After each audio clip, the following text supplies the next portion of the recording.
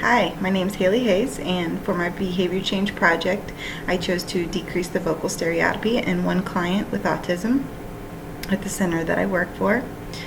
So, I had this particular boy engages in a high level of vocal stereotypy by as defined by non-contextual and non-functional vocalizations, repeating movie lines. He will say Hannah from the movie Toy Story and say, "Are you okay?" Repeatedly. So a non-example would be when someone falls and he would say, "Are you okay?" Or if he was told to go to the table, he would say, "Oh man." So that would be some non-examples. So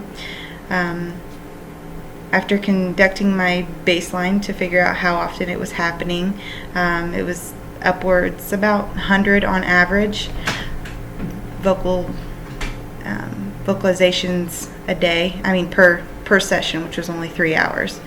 So attempted to interrupt the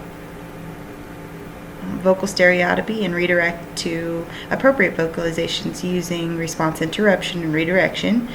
And so the intervention consisted of when Dion engaged in saying Hannah, then we would interrupt him right away and say and use echoics, tacks, or intraverbals, anything that would get him to respond vocally. And so for instance, we would say shirt, say shorts, say shoes, and then that would interrupt his vocal stereotypy. And then I didn't use any kind of praise within the procedure, only outside of the response interruption procedure. So if he was playing with cars appropriately, then I would tell therapists to praise that, appropriate vocalizations outside of the procedure. So basically, I did find that we used an ABAB intervention and found that the vocal stereotypy did decrease. It was still variable in the first baseline and intervention phases, but it was still lower. So after the second baseline phase and after the second baseline phase, the data tended to be more stable, and you could definitely see a change in trend. So here is your baseline, the very beginning, the procedure. So still lowerable, and then here at baseline, it's more stable, and again, the procedure. So definitely a difference in level. So basically the frequency of vocal stereotypy decreased by about half, but it was still variable. So I wasn't really sure how the data was going to come out until I actually graphed it, and so I was very pleased with it working. I used 4 different therapists, so I felt like the operational definition was kind of the definition of the target behavior was kind of tricky, because this particular client was really quiet when he was manding, but he would be loud when he was engaging in the vocal stereotypy.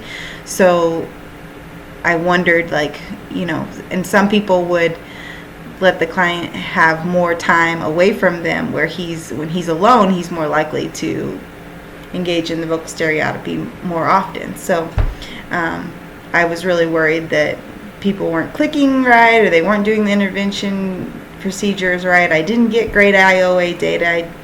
I didn't get good treatment fidelity, and so I really got to see how important those aspects of the research are, just because I don't feel like I can say this procedure worked with 100% certainty, because like I said, I used 4 different therapists, and all of them defined his vocal stereotypy differently, even though I had made this operational definition, and I felt that it was as clear as can be. Some people were still like, what did he just say, or was that vocal stereotypy, or was that, so it was kind of difficult to pin that down. But basically we've decided to keep using it, and hopefully we'll start working on just generalizing it to other environments, and hopefully his parents will be on board to start using the procedure at home. So